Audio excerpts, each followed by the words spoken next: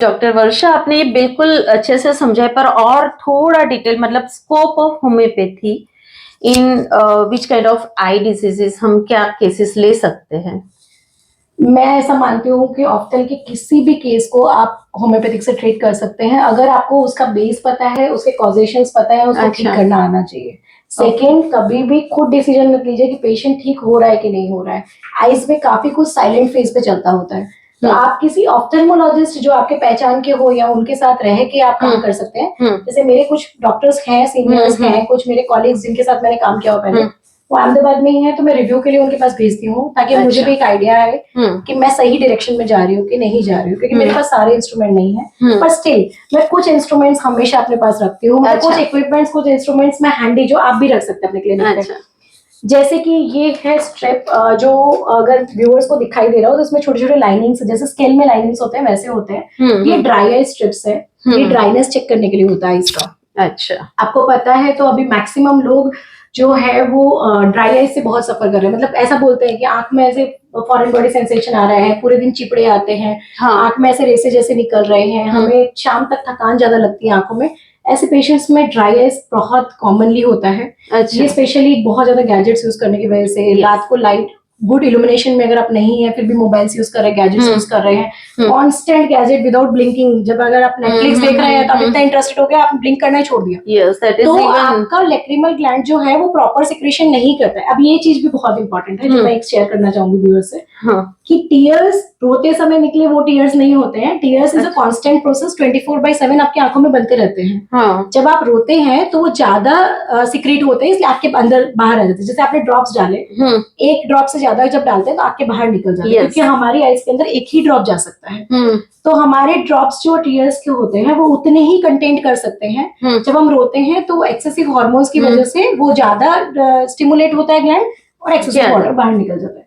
अब क्या होता है कि जब ब्लिंक नहीं करते ना, तो वो टीयर फिल्म बन नहीं पाती है प्रॉपर्ली, और जिनके अंदर ओमेगा 3 की कमी बहुत ज्यादा होती है उनमें भी ड्राई आइज की कंप्लेंट रहती है। अच्छा, तो अगर आपके पास ड्राई आइज के पेशेंट आते हैं, एक इम्पॉर्टेंट जो है कि आप ओमेगा 3 सप्लीमेंट्स या खाने पीने में ओमेगा 3 का यूसेज कीजिए। उसके लिए आप राजन मैम को कांटेक्ट कर सकते हैं। नहीं, अच्छी फैट विटामिन ए के हिसाब से उसको भी एक अच्छी फैट चाहिए विटामिन ए को काम करने के लिए, इसलिए आप बोल रहे हो। तो ओमेगा 3 जो है fatty acid, good fatty acids आप इंक्लूड कर सकते हैं। सेकेंड है गैजेट्स, जब भी आप यूज करें तो एवरी 30 मिनट्स आप आंखों को ब्लिंक करने का एक एक्सरसाइज कीजिए। ये चीजें अगर आप करते हैं ना तो लॉन्ग टर्म में, तो इसको टेस्ट करने के लिए हम ये स्ट्रिप का यूज करते हैं।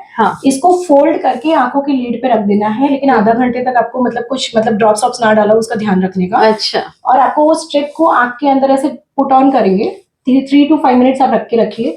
जितना आपका वेट होता है स्ट्रिप, वो मार्कर के हिसाब से हम डिसाइड करते हैं कि उसको ड्राई आइज है या नहीं है। तो कैसे डिसाइड? जैसे 15 के नीचे आया तो वो ड्राइनेस की तरफ जा रहा है, 15 से ऊपर 20 के आसपास आता है तो वो नॉर्मली पेशेंट को ठीक है। लेकिन बहुत टाइम क्या होता है कि अगर आपको ठीक से ठीक रखना नहीं आया तो वो इरिटेट करेगा और ज्यादा पानी निकलेगा, तो वैसे भी पेशेंट को ड्राई आइज होगा, फिर भी आपको नहीं समझ में। यहाँ फ्रेंड्स 5 to 35 तक मार्क है। हाँ, तो फिर हम उस पर भी तो वो प्रॉपर डायग्नोस रहेगा ड्राई आई का? ये नहीं, स्लिट लैम्प पे भी आप चेक करवा सकते हैं ऑप्थल्मोलॉजिस्ट के ऑब्जर्वेशन पे, वो यूजुअली बता देते हैं। We can treat dry eye? Yes, हाँ, बहुत अच्छा रिजल्ट है। जैसे कि ड्राई आइज में जो पेशेंट को कंप्लेन होती है, तो few of the medicine like natrum mur, for example belladonna, this are very wonderful remedies for dryness. Bryonia is a wonderful remedy. You know, bryonia has a dryness of mucous membrane. अगर दूसरे में अच्छे हो रहे हैं symptoms, you can try for bryonia. तो why not give आपने दिए और हम दे भी सकते हैं और रिजल्ट भी मिलता है, अलॉन्ग विद जो कंजर्वेटिव हेल्थ, मतलब जो लाइफस्टाइल मॉडिफिकेशन मैम ने बताया, वो भी हमें करना है। एक और जो मॉडिफिकेशन है, मैं वैसे तो बाद में बात करने वाली थी इसके लिए, लेकिन हमें सुबह उठ के इंडियन फैमिलीज को आदत है आंख के अंदर पानी की छलक मारने की। मतलब सुबह उठे, मुंह धोया तो आंखों के अंदर पानी डालते हैं, ठंडी रहे आंख। उसकी वजह से हमारी टीयर फिल्म्स टूट जाती है और उस वजह से ड्राइनेस बहुत रहती है। अपने आंखों में कभी पानी मत डालिए, कभी भी नहीं, कुछ भी मत डालिए। आपकी आईज के अंदर टीयर्स इतने ज्यादा पोटेंट है कि वो आपको इन्फेक्शन होने ही देंगे, बल्कि ये म्युनिसिपैलिटी का पानी आपको ज्यादा इन्फेक्टिव करता है। पर हम तो बिल्कुल ऐसे ही बड़े हुए जैसे। ये इंडियंस देखिए, उस समय के पानी की क्वालिटी में और अभी के पानी की क्वालिटी में चेंजेस है। सेकेंड, अभी एटमॉस्फेरिक चेंजेस बहुत ज्यादा है। सेकंड, आपकी जो टीयर फिल्म्स है वो बहुत डेलिकेट होती है। सबसे पहले आपकी टूटती क्या है, टीयर फिल्म्स टूटती है। अच्छा। तो वो क्या करती है, जब भी वो डैमेज होगा तो आपका लाइसोसोम चला जाएगा, क्योंकि लाइसोसोम बहुत इंपॉर्टेंट एंजाइम्स है आपके बैक्टीरियल इन्फेक्शन को दूर रखने के लिए, वायरल इन्फेक्शन। आपने टीयर फिल्म में तोड़ दी है तो फिर आप सारा इन्फेक्शन आपको आने वाले हैं। आपको ड्राइनेस क्यों हो रहा है, क्योंकि लुब्रिकेंट्स ही नहीं है। टीएस का काम क्या है, लुब्रिकेंट प्रोड्यूस करना। तो मैम हमें कुछ करना ही नहीं है, जैसा आप बोल रहे हैं, कुछ डालना नहीं है। एक बहुत सिंपल चीज बताती हूँ। जब आप सुबह उठते हैं तो यहाँ पर आपको कचरा जमता है, जिसको हम गिर बोलते हैं। आप आई डोंट नो हिंदी में हम गिर बोलते हैं। वो क्यों होता है? रात भर आपकी आइस क्लीनिंग प्रोसेस में जा रही है, इसलिए सारा कचरा आके जम जाता है। ठीक है, तो क्लीन तो हो गई ना, उसके ऊपर क्या क्लीन करना है? आपने मॉपिंग करने के बाद दूसरी बार मॉप क्यों कर रहे हो? तो जब बॉडी नेचुरली कर रही है। एग्जैक्टली। आपकी बॉडी, मैं हमेशा बोलती हूँ भगवान सबसे अच्छे इंजीनियर थे। उन्होंने बॉडी को इतने अच्छे से बनाया, अगर आप कुछ भी नहीं करते लेकिन नेचर के हिसाब से चलते, बॉडी में कुछ भी प्रॉब्लम नहीं आएगी। तो आपने उसको डिस्टर्ब किया, इसीलिए ड्राई आइज हुई है। हाँ। उन्होंने गैजेट्स नहीं बनाए, गैजेट्स हमने बनाए हैं। ठीक है, ठीक है। ये सेकेंड जो स्ट्रिप है वो है फ्लोरोसेंस स्ट्रिप। ये जो हम यूज करते हैं स्पेशली कॉर्निया पे, या कोई इंजरी हुई है या फिर कोई इंसेक्ट अंदर आ गया है और छोटे छोटे फ्लैक्स उसके छोड़ दिए हैं, उस वजह से फॉरेन बॉडी सेंसेशन आ रहा है। तो इसको आप थोड़ा सा कोई भी ड्रॉप ले लीजिए, इसको वेट कर लीजिए और उसके बाद आप लीड्स के नीचे ऐसे रख देंगे तो पूरी आईज ऑरेंज हो जाएगी। ऑरेंज जहां पर मतलब अल्कलाइन और एसिड जब भी रिएक्ट करेगा तो ये ग्रीनिश कलर में कॉर्निया पे और पूरे आईबॉल पे फैल जाता है। जहां पर भी स्मूथनेस नहीं होगी, जहां पर गड्ढे होंगे या कोई एक्स्ट्रा फॉरेन बॉडी होगी, वहां जाके ये कलर जम जाएगा। तो आपको क्लियर कट दिखाई देगा। जब आप टॉर्च मारेंगे तो आपको क्लियर कट दिखाई देगा कि कुछ कुछ तो है वहां पर। आप एग्जामिन कर सकते हैं। जैसे कॉर्निया की मार्जिन, कॉर्नियल अल्सर हुआ है तो मार्जिन देखने के लिए, फॉरेन बॉडी है तो उसकी मार्जिन देखने के लिए हम इस फ्लोरोसेंस स्ट्रिप का यूज करते हैं। प्रिकॉशन कि हमेशा इसको करने के बाद कुछ एंटीबायोटिक ड्रॉप्स आप यूज करिए, क्योंकि इसके बाद एंटीबायोटिक, क्योंकि ये अगर स्टेराइल नहीं हुआ तो antibiotic. But we are allowed to use yes, this. we can use it. This is for diagnosis, not we are not treating it. It's a diagnosis process. So we can use that. Yes. Okay. जो सबसे simplified है ये तो हमेशा होना चाहिए torch, क्योंकि torch के बिना डायग्नोसिस। आप बताइए टॉर्च से हम क्या डायग्नोस कर सकते हैं? सब कुछ, स्क्लेराइटिस, एपिस्क्लेराइटिस, टेरेजियम, कॉर्निया की सिम्पटम्स बताइए क्या पेशेंट बोलता है। इवन और होम्योपैथिक स्कोप जो भी। हाँ, कैटरेक्ट बहुत इंपॉर्टेंट है। आप कैटरेक्ट भी एग्जामिन कर सकते हैं इसके थ्रू। और क्या क्या स्टेप बाय स्टेप हम होम्योपैथिक से ट्रीट करें? अगर आप देखेंगे तो यहाँ जो लेंस है वो ट्रांसपेरेंट दिखाई देगा आपको बीच में। मैंने लेंस रखा हुआ है इसके अंदर, तो लेंस आपको ट्रांसपेरेंट दिखाई दे रहा है। लेकिन जब पेशेंट कैटरेक्ट बोलता है ना तो लेंस का कलर चेंज हो जाता है और चेंज होने के बाद वो व्हाइटिश दिखने लग जाता है। ये मैच्योर कैटरेक्ट में है, लेकिन if you can see opacity दिखाई देती है। अगर वो कम है तो आप ऑफ्थेल्मोलॉजिस्ट का प्लीज हेल्प लीजिए। अगर आप एक्सपीरियंस नहीं है तो आप मिस्टेक कर सकते हैं, लेकिन इस तरीके से लाइनिंग या स्पॉट्स भी दिखाई दे सकते हैं। एटलीस्ट हम कुछ डायग्नोस करके ऑफ्थेल्म का रेफरेंस ले सकते हैं। आपके प्यूपिल पे जब भी आप लाइट डालेंगे ना, आपका अगर आप 10 पेशेंट्स देख रहे हैं तो आपको पता चल ही जाएगा कि इनका लेंस नॉर्मल था, इसमें कुछ तो गलत है, इसमें कुछ तो ओपेसिटी है। बस तो वो ओपेसिटी को फॉर्मेट करके आप ऑफ्थेल्मोलॉजिस्ट से एक बार चेकअप करवा लीजिए। क्यों न मना करें? फिर हम कैसे इसमें होम्योपैथिक हेल्प ले? जैसे कैटरेक्ट का है, आपने बोला स्टेज 1 या 2, जैसे भी हम बोल सकते हैं। कौन से स्टेज पे है उस पर डिपेंड करता है। अगर छोटे मोटे कैटरेक्ट्स है, राइट, देखिए इसमें भी एक ट्रिक है। लेंस बहुत बड़ी साइज का होता है, ठीक है, तो पूरे पिपुलरी एरिया को कवर नहीं करता है, वो सिर्फ सेंट्रल पार्ट को कवर करता है। तो अगर पेरिफेरी में आपको कैटरेक्ट है, मतलब कैटरेक्ट पेरिफेरल भी हो सकता है और सेंट्रल भी हो सकता है।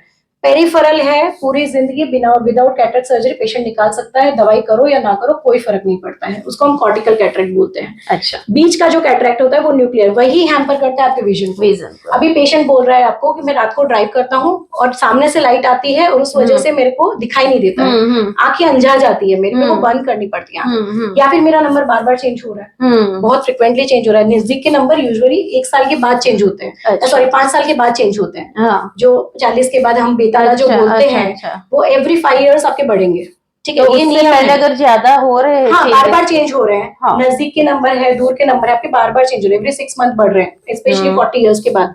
Think of cataract. और 40 के बाद मैं हमेशा एडवाइस करती हूँ go for regular ophthalmic checkup. How periodically, कितने महीने पे जाना चाहिए? Every year once. जैसे आप अपना हेल्थ चेकअप करवाते हैं, आई चेकअप जरूर करवाइए। अच्छा, खास अगर डायबिटीज, ब्लड प्रेशर ऐसा रहता है तो मस्ट अगर नंबर्स हैं आपके तो एवरी 6 मंथ यू कैन गो, लेकिन 1 ईयर रेगुलर आई चेकअप करवाना ये बहुत जरूरी तो है। आपने ये बिल्कुल बहुत अच्छे से बताया कि जैसे इन्फ्लामेटरी डिसीज है तो उसमें पेन, डिस्चार्ज और वो सब रहता है जी और कैसे हम डिफरेंट पार्ट को अपने माइंड से समझ के डायग्नोस कर सकते हैं। जी और दूसरा ये कैटरेक्ट आपने बहुत अच्छे से, जी। एक ग्लूकोमा का अगर आप बोल सकते हो तो कुछ। ग्लोकोमा के अंदर एक तो मिसकंसेप्ट है कि सिर्फ अगर ब्लड आईओपी जो इंट्राऑक्यूलर प्रेशर, जैसे हमारा ब्लड प्रेशर होता है बॉडी का, वैसे आई आंखों के का अंदर प्रेशर होता है जो हमारी आईज के ग्लो को मेंटेन रखने का काम करता है, ठीक है। तो हमारी जो कॉर्निया है वो क्रश नहीं हो जाती है, बराबर। हमारी जो कॉर्निया होती है वो ऐसे पड़ी होती है, तो उसके बीच में गैप है। अगर उसमें कोई भी पानी वानी कुछ भी नहीं होगा तो वो कभी ना कभी क्रश हो जाएगी, ठीक है। तो उसके बीच में पानी होता है, वो पानी को हम एक्वस ह्यूमर बोलते हैं। अब वो जो होता है वो न्यूट्रिशन भी प्रोवाइड करता है, क्योंकि कॉर्निया के पास खुद के पास वेसल्स नहीं है, बाहर से मिलता है या अंदर से एक्वस ह्यूमर पे मिलता है। इसका प्रोडक्शन, ये जो 2 लेयर है रेटिना और यहाँ जो लेयर है स्क्लेरा और रेटिना के बीच में आपने ब्लू कलर का एक देखा है, तो ये ब्लू कलर का होता है ना, वो वेसल्स का पूरा प्लेक्सस होता है, जिसको फॉरवर्ड प्लेक्सस बोलते हैं। यहाँ से कॉन्स्टेंटली एक्वस ह्यूमर बनता है, बनेगा, यहाँ काम करेगा, फिर ड्रेन हो जाएगा। ओके लेकिन कोई भी कारण से ज्यादा बनने लगा या ड्रेनेज में कहीं स्टॉपेज आया तो वो क्या करेगा, यहीं के यहीं जमेगा। जमेगा तो उसके पास स्पेस कम है, तो वो क्या करेगा, सारा प्रेशर कॉर्निया पे देता रहेगा, तो आपका इंट्राऑक्यूलर प्रेशर बढ़ गया। ठीक है, उसके लिए हम एक इंस्ट्रूमेंट यूज करते हैं जो हैंडी है, आप भी ले सकते हैं अपने क्लिनिक पे, लेकिन आपको मेथड आना चाहिए। सीखिए पहले किसी से, अगर आपको सीखना है तो हम और भी सेशन रख सकते हैं। इट्स वेरी सिंप्लीफाइड, पर थोड़ा मतलब थोड़ा आपको ध्यान रखना पड़ेगा पेशेंट्स के हिसाब से। I have seen more than thousands of patients, तो मैं confidently यूज कर सकती हूँ, लेकिन initially I had also a problem to it. So Shear's tonometer, ये टोनोमीटर जो होता है कॉर्निया पे रखा जाता है, इस ये तराजू की तरह होता है, तो तराजू जैसे मूव करता है तो आपको मार्कर्स दिखाई देते हैं, उस मार्किंग के हिसाब से, और इसके साथ एक चार्ट दिया होता है। ये चार्ट का जो मार्किंग के साथ जो चार्ट में नंबर आता है वो आपका इंट्राऑक्यूलर प्रेशर होता है। Okay, it's too easy, otherwise too easy. अगर लर्न किया है, सीखा है, अगर आपने सीखा है किसी ऑफ्थल्मोलॉजिस्ट के अंडर में, वो ऑफ्थल्मोलॉजिस्ट भी ऐसे ही यूज करते हैं। ये डायग्नोस के लिए अलग अलग टोनोमीटर्स आते हैं, ये सबसे पुराना मेथड है। अच्छा, राइट। इसमें एक प्रॉब्लम हो सकती है, अगर पेशेंट कोऑपरेटिव नहीं है तो आपका चेंजेस आ सकते हैं, अगर आपने ठीक से नहीं किया तो भी चेंजेस आ सकते हैं। जैसे तराजू में अगर हमने प्रेशर ज्यादा दे दिया तो वो चेंजेस। चलो, हम जैसे लोग तो ऑफ्थल्मिक रेफरेंस से मान लेते हैं कि ग्लूकोमा डायग्नोस हुआ, तो फिर हम होम्योपैथिक में डायग्नोसिस में भी ऐसा है कि आपको ऑप्टिक नर्व भी चेक करवाना जरूरी है। अच्छा, पेरिफेरल विजन भी पेशेंट का चेक करवाना जरूरी है। अच्छा, glaucoma is not only intraocular pressure, it is change in the peripheral vision, it is change in the optic disc. जो ऑप्टिक नर्व है उसकी डिस्क में कितना चेंजेस आए, वो कितना बड़ा घटा है। ये बहुत कॉम्प्लिकेटेड, बहुत ही कॉम्प्लेक्स सिंड्रोम है। It's not a disease, it's a syndrome, mixture of many thing. हम क्या कंसिडर करते हैं, हमारी बुक में लिखा है increase of intraocular pressure is glaucoma. वो गलत है। तीनों चीजें जब कॉम्प्लेक्स में आती है तभी वो ग्लोकोमा दिखती है, तब तक तो हमको उसको ऑक्यूलर हाइपरटेंशन बोलते हैं। अगर सिर्फ प्रेशर ज्यादा है तो ऑक्यूलर हाइपरटेंशन। अच्छा, अगर पेरिफेरल विजन या तो फिर ऑप्टिक नर्व डैमेज है तो हम उसको ग्लोकोमा बोलेंगे। ओके, अभी उसमें भी ट्रिक है, अगर नॉर्मल प्रेशर के साथ में भी चेंजेस है पेरिफेरल विजन और ऑप्टिक नर्व में तो भी वो ग्लोकोमा ही है। अच्छा, और अगर लो प्रेशर है पेशेंट का, सपोज 13 के नीचे है, फिर भी ये चेंजेस है ऑप्टिक नर्व और विजन में, तो भी वो ग्लोकोमा है। तो समझना बहुत जरूरी है। हम तो ग्लूकोमा के डायग्नोस वाले पेशेंट आ गए, आप ये बताओ अभी क्या करना है, हमें लेने हैं केसेस? कब लेने हैं? यूजुअली जो बहुत लॉन्ग टर्म आई ड्रॉप्स पे होते हैं उनमें टाइम बहुत ज्यादा लगता है, क्योंकि ड्रॉप्स को टैप डाउन करना बहुत मुश्किल हो जाता है, बहुत सप्रेसिव स्टेज में पेशेंट्स होते हैं। इसीलिए ऐसे केसेस में या मैं प्रॉमिस बहुत ज्यादा नहीं करती हूँ या उनको बोलती हूँ लॉन्ग टर्म आप चालू रखिए treatment, as per the your progression हम देखेंगे। सेकेंड, ऑप्टिक नर्व बहुत ज्यादा डैमेज हो गई तो उसको रीजनरेट करना बहुत मुश्किल है, तो वो प्रॉमिस कभी मत कीजिए अपने पेशेंट्स को। Second, constitutional drugs are wonderful.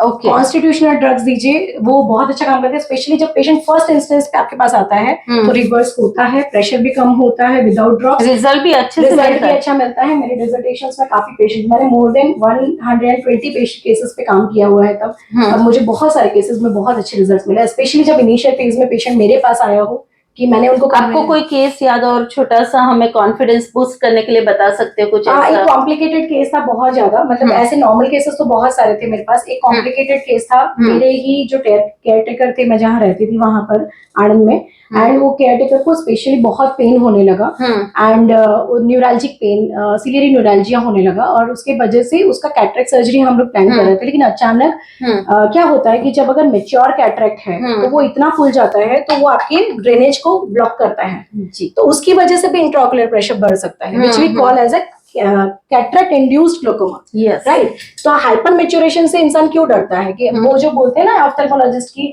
मोतिया फूट जाएगा, इतना मतलब this is hyper maturation, right, और या फिर ये डिसलोकेट हो जाए, तो इसकी वजह से अगर प्रेशर बढ़ गया तो वो जब तक आप कैटरेक्ट नहीं निकालोगे तब तक उसका प्रेशर मेंटेन नहीं होगा। तो ऐसे केस में हमने ऑस्मियम, क्योंकि आधी रात को कोई डॉक्टर अवेलेबल नहीं था, वी हैव स्टार्टेड ऑस्मियम। उसका पेन रिलीज हुआ, उसका प्रेशर पहले से कम हुआ, एंड नेक्स्ट डे जब हमने सर्जरी की उसका विजन बहुत अच्छा रहा, he was high diabetic, and मेरे ही कॉलीग ने उनका सर्जरी किया था, एंड हम उसकी आंखों का विजन को बचा सके थे। तो that how we can help the patient. Surgery we have done, surgery we have done because we have no options. You cannot treat this hypermature cataract. Friends, understand the limitation. We cannot do it. See, heart disease की तरह इसमें भी limitations है. We cannot do it like एक रात में इस hypermaturation को हमने गायब कर दिया. पर हम complications symptomatically तो कर ही सकते हैं. Exactly. और आपने ये repeated dose में दी थी जो medicine? बहुत frequently दी थी. Frequently में दी थी 30 power में. Osmium is a wonderful remedy for high glucemic condition जहाँ पर pain भी बहुत ज़्यादा prominent होता है. तो osmium एक emergency medicines में होती है. कुछ और भी medicines है, Pronus है. Prunus spinosa is also very good remedy, left sided अगर eyes में है तो. Phosphorus again, phosphorus and Netramur I would say multiple cases में indicated होती है अगर आप symptomatically जाते हैं तो. अभी recently हमने केस देखा था जिसमें पेशेंट को विजन में ऐसा था कि उसको रेड दिखाई देता है विजन, मतलब जो भी वो देख रहा है उसको रेड कलर का दिखाई दे रहा है, हमको नॉर्मल कलर में दिखाई दे रहा है, उसको रेडिश कलर में दिखाई दे रहा है. पेशेंट को चेक करवाया, डॉक्टर ने बोला ऐसा ही रहेगा, कभी कुछ नहीं हो सकता है इसका. Patient came for the arthritis of the jaw, and history में हमें ये आइज का प्रॉब्लम पता चला क्योंकि उसने ड्रॉप्स दिखा, ये मेरा चल रहा है, अब मैं क्या करूं. उसमें एंटी ग्लूकोमिक ड्रग भी था और सब कुछ था. We have started with the medicine, now patient can see without that redness. हम उसका पूरा विजन क्लियर नहीं कर सकते, लेकिन अब वो जो रेडनेस थी वो चली गई पेशेंट की, जॉ तो ठीक हुआ, साथ में रेडनेस भी चली गई है. तो at least you can help at that moment of time. Other disease के साथ भी हम कर सकते हैं. यस डॉक्टर, तो आप ये भी बताइए वर्षा जी कि होम्योपैथिक में स्ट्रेट वे कौन से केसेस हमें नहीं लेने चाहिए, या फिर हम कौन से केसेस में ट्रीट कर सकते हैं पर पेलिएटिव वे कर सकते हैं. कुछ पेलिएटिव यूजुअली जहाँ पर डिजनरेशन बहुत ज्यादा हो गया है, जहाँ पर डैमेजेस बहुत ज्यादा, जैसे कि हाइपरमेच्योर कैटरेक्ट है, या फिर आपको कॉर्नियल अल्सर एकदम डीप चला गया है. कॉर्निया के 6 लेयर होते हैं. अगर चौथे 5वें लेयर तक चला गया, यू कैन नॉट ट्रीट, क्योंकि वो फिर ना डिस्कोमेट मेम्ब्रेन को रप्चर करेगा. कैसे डायग्नोसिस में लिखा हुआ आता है कॉर्नियल अल्सर? यूजुअली वो लोग लिखते हैं कि इतना डीप चला गया है, डिस्कोमेट मेम्ब्रेन दिखाई दे रहा है कि नहीं दे रहा है. तो वो अगर नहीं तो क्या होगा, वो कीकी फट जाना जो हम बोलते हैं नॉर्मल लैंग्वेज में, वो कीकी कब फटती है, जब डेस्कोमेट मेम्ब्रेन जो लास्ट लेयर के पहले वाला जो लेयर होता है वो सबसे टफ लेयर होता है. अगर वो लेयर टूट गया मतलब ये आइरिस पूरी बाहर आ जाएगी, पंच करके बाहर आ जाएगी. तो वो वहां तक आपका कॉम्प्लिकेशन नहीं होना चाहिए. वो आपको ध्यान रखना है. रिजल्ट नहीं मिल रहा, प्लीज टेक एन ओपिनियन. हमेशा ओपिनियन के साथ चलिए. आपके पास वैसे इंस्ट्रूमेंट्स नहीं है, ये आप ध्यान रख के रखिए. ये सब हैंडी इंस्ट्रूमेंट्स आप इजीली ओपीडी लेवल पे कर सकते हैं. कुछ इंस्ट्रूमेंट्स बहुत मैग्नीफाई करके बता रहा होता है, तो अगर आपको नहीं पता चल रहा प्लीज रिफर. सेकेंड जो केस है कैरेटोकोनस. अगर ज्यादा कैरेटोकोनस है, मतलब कॉनिकल शेप का आपका कॉर्निया हो गया. कॉर्निया यूजुअली ऐसा होता है, मतलब कॉन्वेक्स शेप में होता है, लेकिन कुछ कंडीशंस की वजह से वो कॉनिकल शेप का भी हो सकता है. उसकी वजह से विजन में कांस्टेंट अगर प्रॉब्लम आ रही है, वो मोस्टली सर्जिकल होता है. रेटिना के इश्यूज, अगर रेटिना में कुछ ऐसे रप्चर्स हो गए हैं, वेसल्स रप्चर्स हो गए हैं, आपकी कैपिलरीज बार बार फूट रही है, तो आपको सर्जिकली उसको एक बार लेजर देके उसको स्टॉप करके फिर आप अपनी ट्रीटमेंट चालू रख सकते हैं. ऑप्टिक डिस्क पूरी की पूरी डैमेज हो गई हो तो आप कुछ नहीं कर सकते हैं. आप सिर्फ पेशेंट्स को मेंटेन कर सकते हैं. तो वो आप ध्यान रखिए कि आप ये मत कहिए कि मैं पूरा ऑप्टिक नर्व नॉर्मल कर दूंगा और आपको एकदम ठीक कर दूंगा. तो वैसे प्रोमिसेस नहीं. मैं कभी भी फिजियोलॉजी के खिलाफ नहीं जाती. फिजियोलॉजी मैंने ये समझा है कि कुछ चीजें आइज के अंदर वो परमानेंट डैमेज के लिए ही बनी है, वो रिवर्स बॉडी भी नहीं करती है, तो आप कहाँ से करेंगे? वाइटल फोर्स भी उसी चीज को कर सकता है जो फिजियोलॉजिकली कर सकता है. तो हमें गलत प्रॉमिस नहीं, गलत प्रॉमिसेस मत कीजिए. ऐसा कुछ है कि जिसमें ऑपरेशन ऑफ्थेल्मोलॉजिस्ट ने सजेस्ट किए या कुछ ट्रीटमेंट सजेस्ट किए स्मॉल और हम कुछ अच्छे से result maximum of the diseases specially हाँ। रेटिना में अगर आपको कॉन्फिडेंस नहीं है तो आप उसको अवॉइड कीजिए। उसके अच्छा। अलावा के सारे डिसीजेस आप खुद कर सकते हैं। अच्छा। कैटरेक्ट भी कर सकते हैं, लेकिन अगर इस कंडीशन में पेशेंट आ गया एकदम व्हाइट कैटरेक्ट हो गया, मत कीजिए, उसको छोड़ दीजिए, क्योंकि मतलब हम स्टॉप कर सकते हैं इनिशियल कैटरेक्ट या रिवर्स कर सकते हैं, स्टॉपेज कर सकते हैं। एक बात समझने की जरूरत है, cataract is not a disease, it's a degenerative process. Okay. आप ऑस्टियोआर्थराइटिस ट्रीट करते हैं, ठीक है, वो भी डीजनरेशन है। आप स्किन की डीजनरेशन रिवर्स कर सकते हैं, तो कैटरेक्ट की भी कर सकते हैं। अच्छा। प्रोटीन और वाटर ड्रॉपलेट्स जो कम होते हैं उसकी वजह से कैटरेक्ट होता है। और ड्रॉप्स हम यूज करते हैं क्या इसमें? मैं कोई भी ड्रॉप्स यूज नहीं करती हूँ, मेरे एक्सपीरियंसेस बहुत अच्छे नहीं रहे हैं। I have tried in my dissertation time कि कभी पेशेंट ऐसे आ जाते हैं, मेरे पास भी एक आया था कि जैसे ये होम्योपैथिक ड्रॉप्स है तो आपको कभी भी फ्यूचर में नहीं होगा। I am taking since 30s और अभी मैं 50 की हुई हूँ तो मुझे नहीं है कैटरेक्ट। Is it? कैटरेक्ट 70 में भी हो सकता है। हाँ, ऐसा थोड़ी ना है, पर ये डिले कर रहा है। अभी क्या है, आपने अगर अच्छा प्रोटीन लिया है, आपने अपने आईज को बहुत ज्यादा स्ट्रेन नहीं किया है, तो हो सकता है कि आपको बहुत लेटर स्टेज में, बहुत लोग ऐसे होते हैं बिना कैटरेक्ट के मर जाते हैं। तो लोग मुझे ऐसा पूछते हैं कि आप बोलते हैं डीजनरेशन है तो बिना कैटरेक्ट के मर गया। कैटरेक्ट तो होगा, आपने एग्जामिन नहीं करा है, पेरिफेरली होगा तो आपको तो विजन क्लियर दिखाई दे रहा है ना।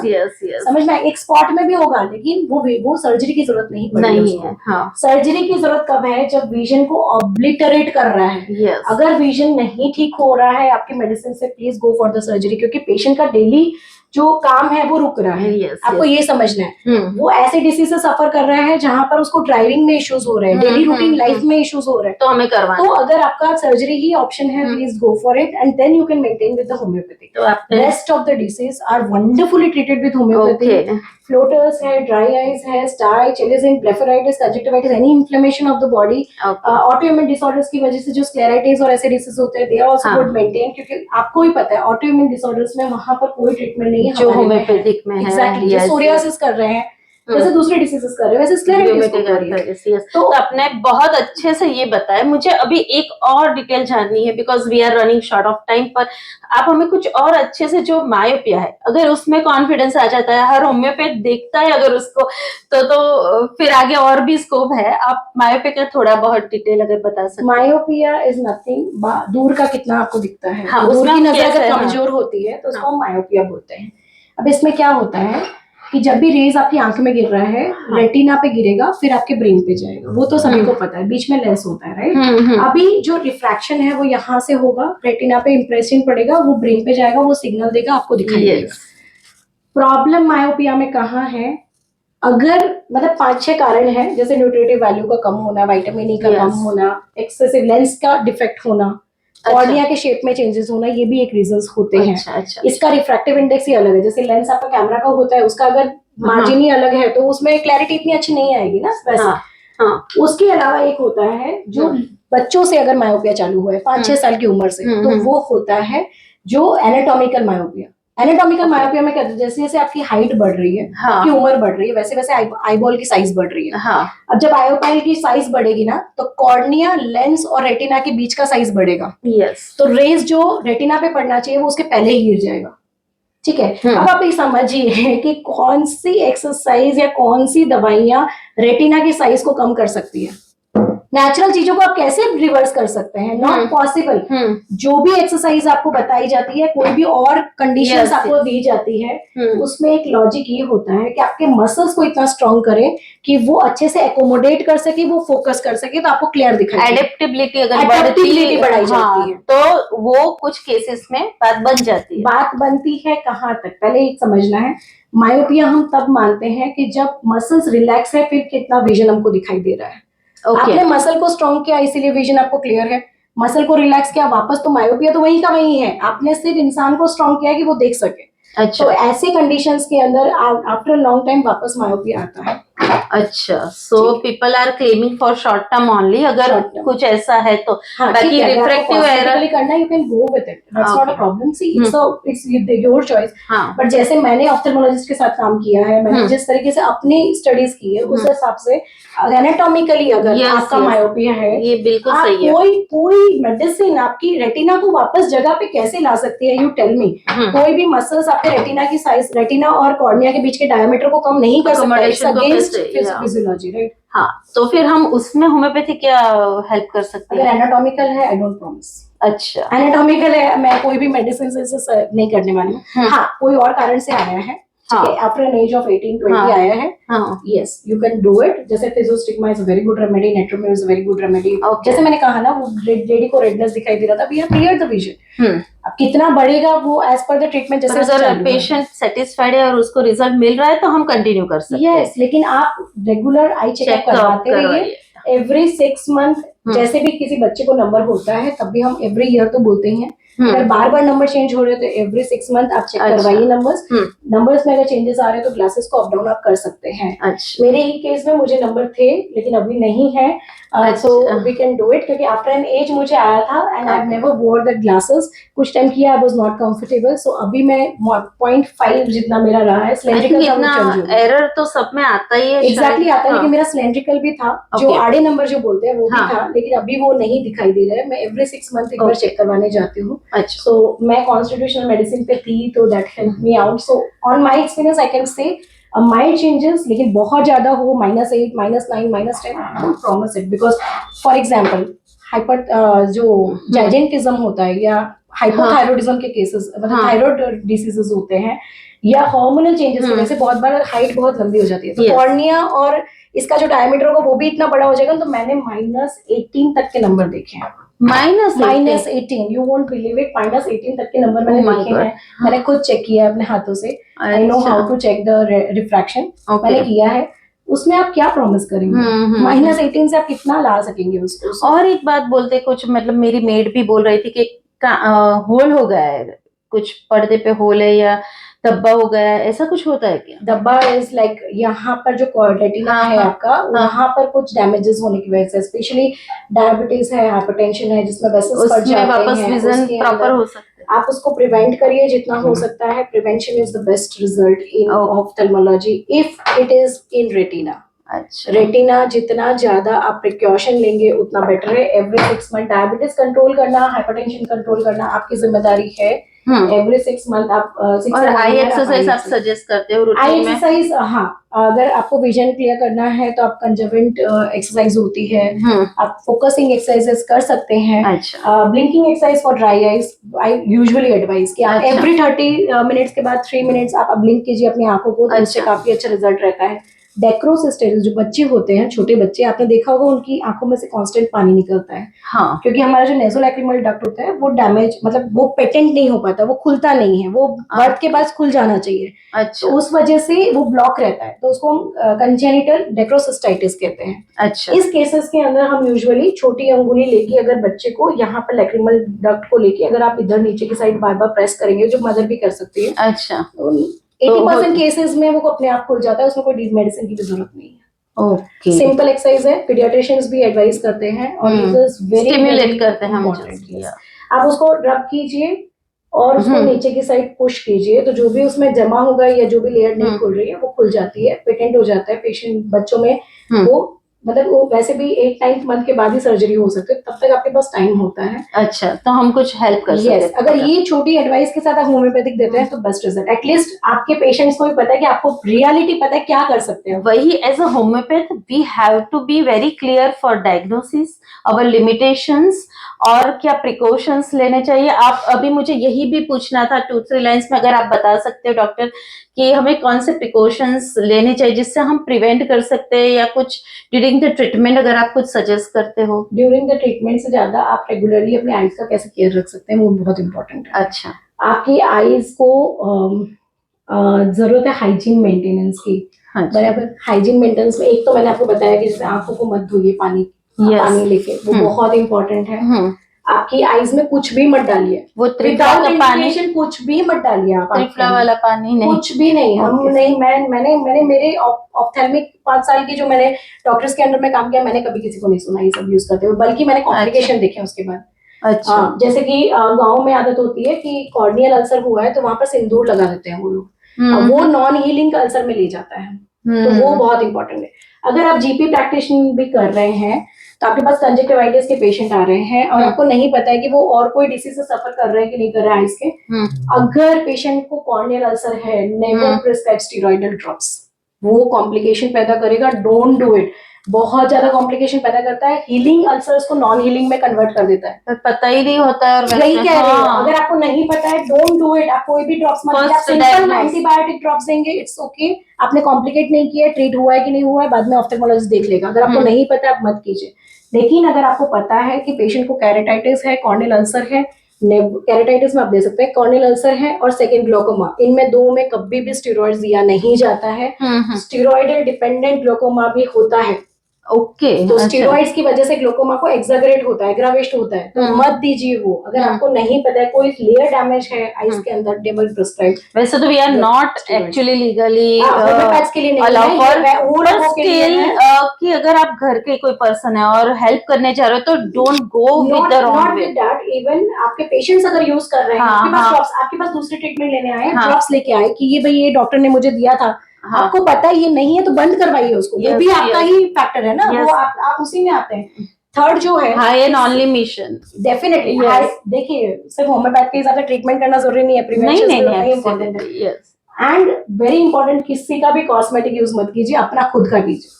मैं हमेशा बोलती हूँ, जब भी मैं पढ़ाने जाती हूँ लड़कियों को खास बोलती हूँ, क्योंकि हॉस्टल लाइफ में या जब भी हम फ्रेंड सर्कल में होते हैं, एक दूसरे का कॉस्मेटिक, काजल यूज करना, मस्कारा यूज करना, उससे प्रॉब्लम बढ़ जाता है डेफिनेटली।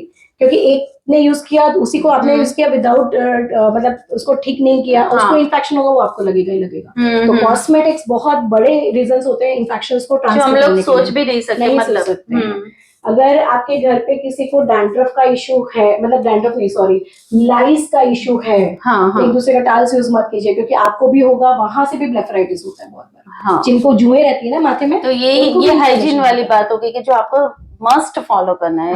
एंड जिनको डैंड्रफ का इश्यूज रहता है उनको जो जैसे बेबी शैम्पूज आते हैं, उनसे आपकी लीड आप रेगुलरली साफ कीजिए हफ्ते में। अगर आपको नहीं है तो हफ्ते में एक बार, अगर है तो हफ्ते में 2 बार या डेली भी आप कर सकते हैं। उससे आपके जो लीड्स है वो क्लीन रहेंगे तो जल्दी हील होता है। Yes yes, so thank you so much doctor Varsha, because आपने ये जो बातें बताई ना, भले ही हम दवा ही तो फाइंड करेंगे, पर अगर पेशेंट आता है तो अपनी बात, तो अपने डायग्नोसिस, अपने कॉन्फिडेंस से हम बिल्कुल अपनी जो अपना होम्योपैथी का फर्स्ट एफोरिज्म है वो सॉल्व कर सकते हैं। कॉन्फिडेंस हमारा बना रहता है, हम केसेस लेते हैं और अच्छे से प्रैक्टिस भी कर पाते हैं।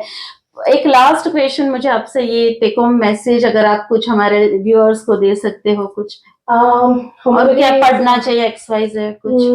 बुक्स में बहुत कम लिटरेचर अवेलेबल है थेरापेटिक्स और ऑफ्थेल्मोलॉजी को लेके। अच्छा, कुछ पॉइंटर्स जैसे कि AB नॉर्टन करके बुक है, उसमें ऑफ्थेल्मिक थेरापेटिक्स काफी अच्छे से दिया हुआ है। उसमें स्पेशली उन्होंने ऑफ्थेल्मिक के ऊपर ही लिखा हुआ है। अगर आप कैटरेक्ट के बारे में पढ़ना चाहते हैं तो आप बर्नेट को पढ़ सकते हैं। क्रॉम्पटन बर्नेट जो है, उन्होंने कैटरेक्ट के ऊपर बुक लिखी हुई है, तो वो हमारे होम्योपैथी में ही है।